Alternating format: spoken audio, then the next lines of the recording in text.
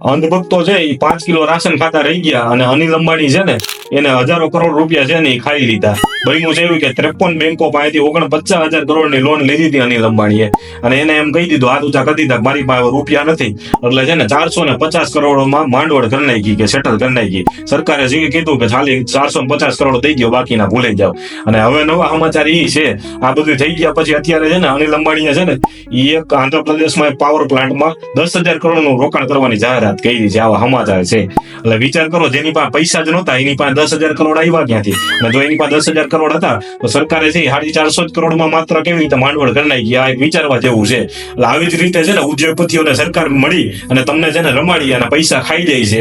હકીકતમાં છે ને ઇલેક્ટ્રોલ બોન્ડ ઘણા ગયા છે પણ હવે આમાં કઈ જાહેર તો થવાનું નથી. પણ તમે વિચાર લેજો કે તમારે 5 કિલો રાશનમાં જ રહેવું છે કે આવડા મોટા ઉદ્યોગપતિઓ છે એની ગુલામી જ કરવી છે કે નહીં તમે વિચારી લેજો. ધન્યવાદ. જય હિન્દ, જય ભારત.